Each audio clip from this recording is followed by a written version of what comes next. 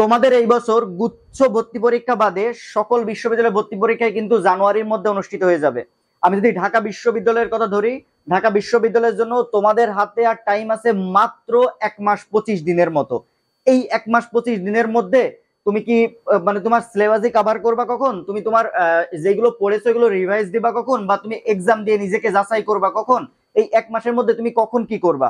তোমার টাইম খুবই অল্প, খুবই অল্প। দেখো তুমি যদি আমি যদি তোমাদের বলি, তোমাদের অনেক স্টুডেন্ট, অনেক না ম্যাক্সিমাম স্টুডেন্টে তোমার হচ্ছে 50% সিলেবাস কভার করতে পারিনি। এখনো পর্যন্ত 50% সিলেবাস ভালোভাবে কভার করতে পারিনি। এখন এই 1 মাসের মধ্যে আর 50% সিলেবাস কভার করবে কখন, রিভাইজ দেবে কখন, এক্সাম দেবে কখন, তারপরে তো ভর্তি পরীক্ষা দেবে। এখন আমি তোমাকে বলি কিভাবে তোমাকে পড়তে হবে। তোমাকে বুঝতে হবে যে এই বছর যেহেতু টাইম আগে আসতেছে, তাহলে প্রশ্ন প্যাটার্ন এবছর কেমন হবে। আমি তোমাকে বলি, তোমাদের যেহেতু এই বছর 2-3 মাসের মতো আগায় আসতেছে, তাইলে এই বছর প্রশ্ন খুবই সহজ হবে, খুবই সহজ হবে। এটা টিচাররাও কিন্তু জানে, আর সেইভাবে তোমাকে প্রশ্ন করবে। তুমি যদি বিগত বছরের প্রশ্ন ভালোভাবে পড়ো, শুধুমাত্র বিগত বছরে আসা প্রশ্নগুলো তুমি ভালোভাবে পড়ো, বিগত বছরের প্রশ্ন যদি ভালোভাবে পড়ো, আমি তোমাকে গ্যারান্টি দিচ্ছি তুমি যে কোনো বিশ্ববিদ্যালয়ে চান্স পাবে, যে কোনো বিশ্ববিদ্যালয়ে। কেন বিগত বছরের প্রশ্ন ভালোভাবে পড়তে বলছি?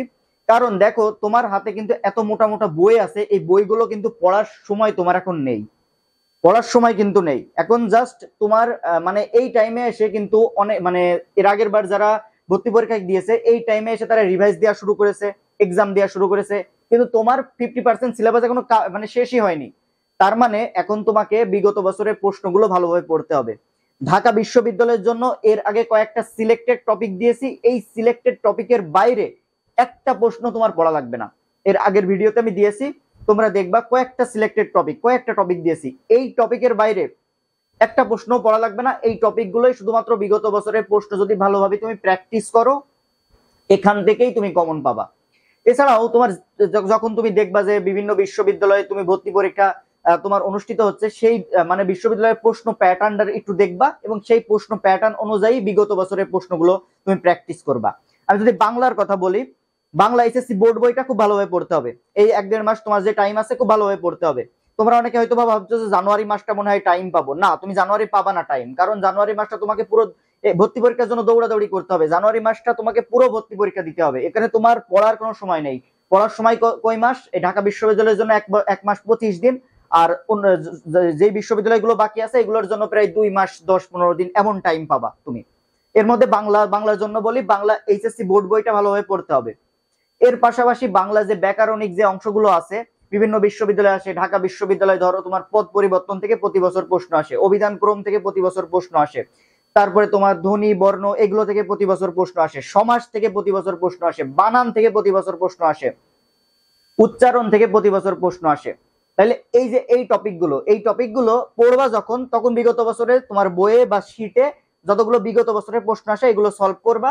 এবং তুমি সলভ করা শেষ হইলে তুমি মানে অন্যান্য টপিকে যাবা, তার আগে তুমি যাবা না। তুমি একটা টপিক পড়বা, পড়ার পর তুমি সলভ করবা বিগত বছরের যতগুলো প্রশ্ন আছে। যদি 6000 এমসিকিউ থাকে, 6000 এমসিকিউ থাকে তোমার, তাহলে 6000 এমসিকিউ তুমি প্র্যাকটিস করবা। এই 6000 এমসিকিউ তুমি প্র্যাকটিস করবা বিগত বছরের। এর পাশাপাশি ইংলিশের জন্য ধরো যদি আমি বলি, ইংলিশের যেই গ্রামাটিক্যালি বিষয়গুলো আছে এগুলো তো পড়তেছো, এই গ্রামাটিক্যালি বিষয়গুলো তুমি পড়বার বিগত বছরের প্রশ্ন সলভ করবা। ধরো আজকে টেন্স পড়তেছো, আজকে টেন্স নিয়ে যতগুলা বিগত বছরের প্রশ্ন আছে সলভ করবা। আজকে রাইট ফর্ম অফ ভার্ব পড়তেছো, যতগুলা বিগত বছরের প্রশ্ন আছে সলভ করবা। এখান থেকেই দেখবা যে বিগত বছরের প্রশ্ন হুবহু তুলে দিয়েছে, এইবার প্রচুর প্রশ্ন রিপিট হবে। আমি বারবার কেন বলছি, কারণ এই বছর স্টুডেন্টরা পড়ার টাইম পাচ্ছে না, আর তার জন্য টিচাররা জানে যে এই মানে স্টুডেন্টরা যে পড়ার টাইম পাচ্ছে না, তার জন্য এবার প্রশ্ন সহজ করার চেষ্টা করবে, বিগত বছরের প্রশ্নের আলোকে এই বছর প্রশ্ন করবে।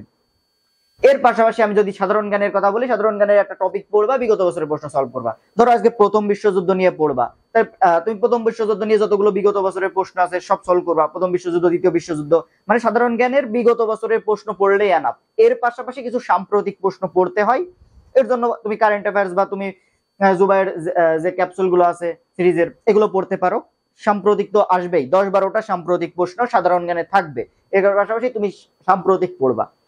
এর পাশাপাশি আছে মেমোরাইজিং পার্ট। মেমোরাইজিং পার্ট খুব গুরুত্বপূর্ণ ভাই। মেমোরাইজিং পার্ট থেকে বাংলা থেকে তুমি 3টা, ইংলিশ থেকে 4-5টা প্রশ্ন, মোট 8-9টা প্রশ্ন শুধু মেমোরাইজিং পার্ট থেকেই পাবা।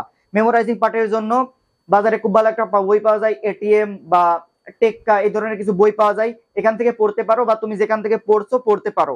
শুধুমাত্র বিগত বছরে আসা সকল মানে বাগধারা পড়বা, ধরো আজকে বাগধারা পড়বা, সকল বাগধারা প্রশ্ন পড়বা বিগত বছরের প্রশ্ন, সকল সমার্থক শব্দ পড়বা বিগত বছরের প্রশ্ন, সকল বিপরীত শব্দ পড়বা বিগত বছরের প্রশ্ন।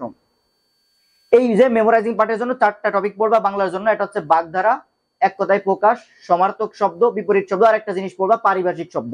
পারিভাষিক শব্দ থেকে ঢাকা বিশ্ববিদ্যালয়ে প্রতি বছরই এখন প্রশ্ন দিচ্ছে। এর পাশাপাশি ইংরেজির জন্য মেমোরাইজিং পার্ট বলি সিনোনিম অ্যান্টোনিম। সিনোনিম অ্যান্টোনিম এই বছর তোমার বেশি পড়ে তুমি পারবা না, এতগুলো মনে রাখতে পারবা না, এজন্য আমি তোমাকে বলি টেক্সট বুকে যতগুলো সিনোনিম অ্যান্টোনিম আছে এইগুলো পড়বা। এর বাইরে তুমি মনে রাখতে পারবা না, কারণ আছে আর টাইম 1-1.5 মাস, এর মধ্যে তুমি সিনোনিম অ্যান্টোনিম কিভাবে এতগুলো মনে রাখবা, অনেক তো পড়তে হবে। এজন্য সিনোনিম অ্যান্টোনিম টেক্সট বুকের গুলো পড়তে পারো, এবং বিগত বছরে এর আগে যতগুলো এসছে এর মধ্যে থেকেই দেবে, এর বাইরে সিনোনিম অ্যান্টোনিম দিবে না, গ্যারান্টি দিচ্ছি। প্রিপজিশন বিগত বছরের গুলো পড়বা, স্পেলিং বিগত বছরের গুলো পড়বা, তারপর ইডিয়ম এন্ড ফ্রেজ পড়তে হবে, এগুলো বিগত বছরের পড়বা। আমি তোমাকে গ্যারান্টি দিচ্ছি এই বছর বিগত বছরের প্রশ্ন রিপিট হবে, শুধুমাত্র তোমার মানবিক বিভাগের জন্য না, যে কোনো ইউনিট, আমার মনে হয় যে কোনো ইউনিটে শুধুমাত্র বিগত বছরের প্রশ্নগুলো ভালোভাবে প্র্যাকটিস করা। এই বছর তুমি বিগত বছরগুলো ভালোভাবে প্র্যাকটিস করো, বারবার প্র্যাকটিস করো, বারবার প্র্যাকটিস করো, রিভাইজ দাও, প্র্যাকটিস করো, এক্সাম দাও, এই কাজগুলো করো। আমি তোমাকে গ্যারান্টি দিচ্ছি ভাইয়া, তুমি যে কোনো বিশ্ববিদ্যালয়ে চান্স পাবা, এবং যে কোনো বিশ্ববিদ্যালয়ে তোমার সিরিয়াল থাকবে সবার উপরে। দেখা হবে পরবর্তী ভিডিওতে, ততক্ষণ সবাই ভালো থাকো, আসসালামু আলাইকুম।